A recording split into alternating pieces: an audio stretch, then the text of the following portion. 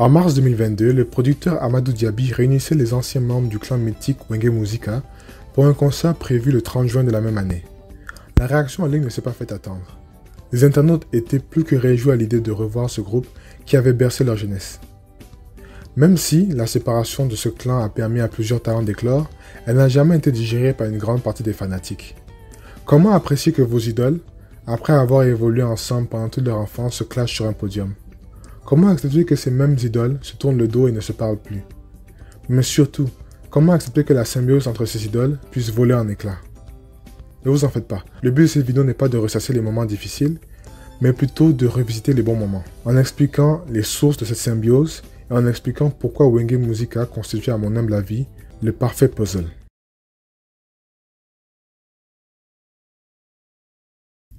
La fondation.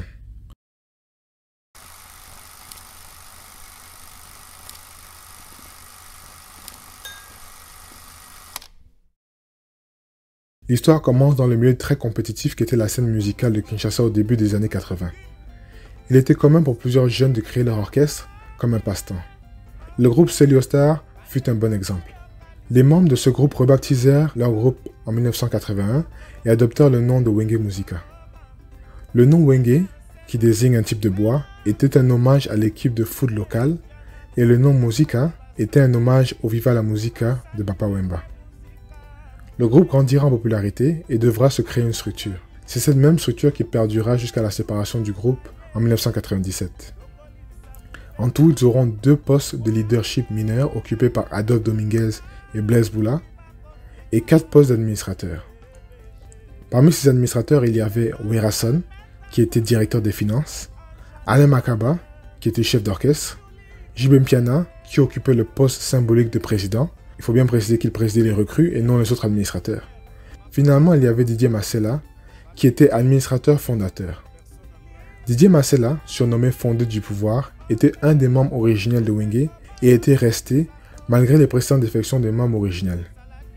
Il avait toujours eu un esprit réunificateur et il est généralement celui qui était désigné en tant que fondateur. Il a toujours prôné l'union dans le groupe, même à travers les temps difficiles. Tous étaient indispensables pour les décisions de groupe. Ce format était assez rare chez les orchestres zaïrois de l'époque. Il y avait 2 types d'orchestres. Les orchestres qui tournaient autour d'une seule figure, comme l'Ok Jazz de Franco, et à l'opposé, il y avait des orchestres peu stables qui tournaient autour de plusieurs figures qui avaient quitté plusieurs grands groupes au préalable. Un bon exemple fut les Langa Langa Stars. Wenge Musica était un des rares groupes avec une structure décentralisée qui avait maintenu une forme de stabilité pendant plus d'une décennie, sans membres provenant de grands groupes à la base.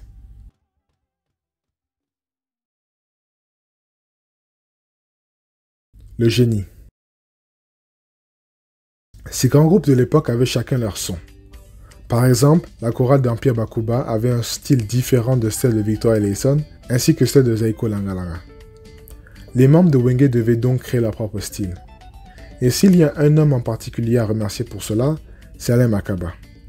Depuis tout petit, Alain, aussi appelé Internet Ordinateur 48 mémoire, avait maîtrisé parfaitement plusieurs instruments.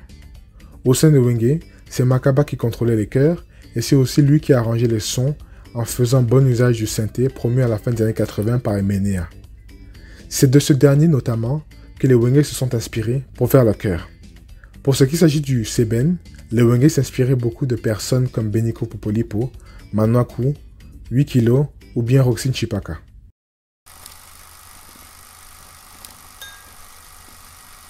Alain Makaba avait travaillé au studio Bobongo, où il avait contribué aux albums de chanteurs comme Bimi Ombale, ancien membre de Zaiko Langalanga.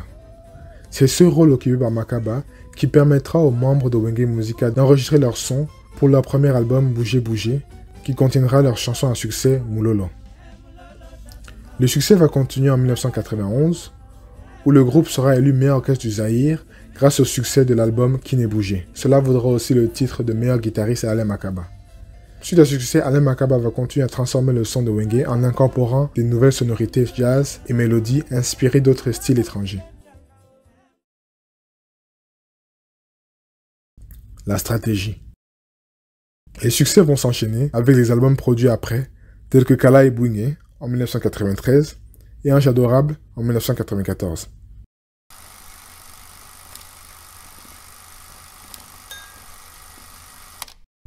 À cette époque, l'effectif sera complètement transformé. Les chanteurs des années 80 tels que Rigoko Boulabemba, Marie-Paul, Manda Chante ne seront plus là. Ce sera de même pour le guitariste Jolina, ainsi que le guitariste Blaise Combo qui décédera en 1990. Le batteur Maradona ne sera plus aussi de la partie.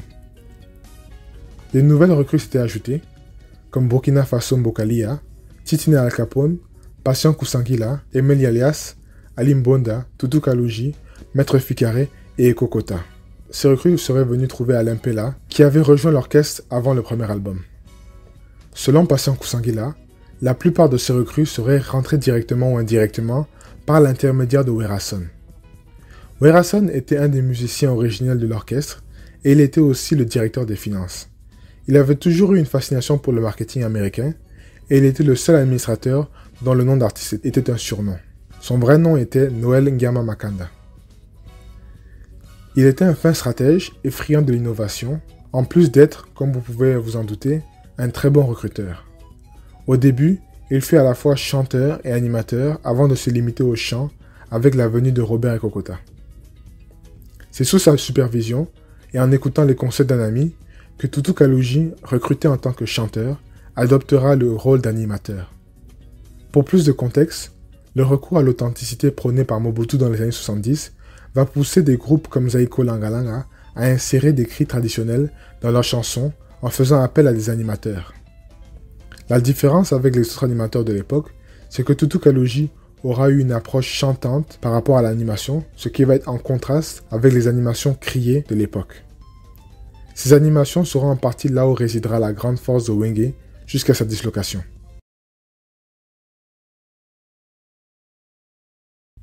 Le charisme. S'il y a autre chose que l'authenticité aura apporté à la musique populaire, ce sera sans doute les chorégraphies de groupes inspirées par des danses traditionnelles.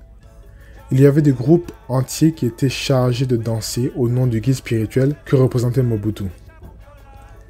Ces chorégraphies étaient diffusées à la télé nationale et ont grandement influencé les danses des groupes populaires tels que Zaiko Langalanga. Un homme qui a eu une énorme contribution à ce paradigme de danse fut Raja Kula. L'homme aux 6600 danses et leader du groupe Station Japana a été décrit par Alain Pella comme le vrai pionnier de la 4e génération de la musique congolaise. Il aurait généré plusieurs danses qui furent récupérées par les groupes de l'époque. Wenge fut un exemple de groupe qui récupéra ces danses. Une des particularités de Wenge était que tout le monde dansait, même les instrumentistes. Mais s'il y avait une figure qui se différenciait et volait souvent la vedette, c'était Jibin Piana. Jibin Piana était un des 4 administrateurs et il présidait les recrues. Depuis son enfance, les membres de sa famille lui avaient dit qu'il était destiné à être un showman. Il avait toujours été très charismatique, un charisme qui rappelait beaucoup celui des Ménéas. JB était souvent appelé leader charismatique de la 4e génération. C'est JB qui avait donné les surnoms multiples à l'orchestre, comme BCBG et 4x4 tout-terrain. Et vers la fin, il était devenu indispensable à l'image du groupe. En effet, l'image de Wenge a joué un grand rôle dans leur succès. Les Wenge se revendiquaient être de bonnes familles et au début même, s'assuraient que les nouvelles recrues soient scolarisées. Aussi, l'idéologie de l'habillement, reflétée dans le surnom Bon Chic Bon Genre, fut inspirée de la sape promue par Papa Wemba.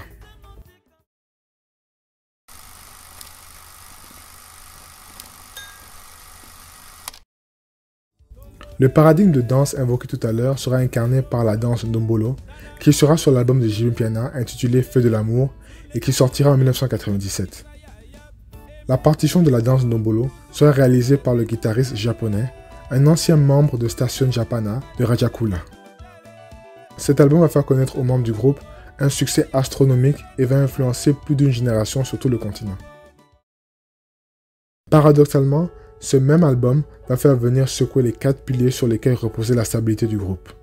Et l'orchestre ne s'en remettra pas. Comme le dira Alain Makaba par la suite, les feux de l'amour auront consumé le bois Wenge.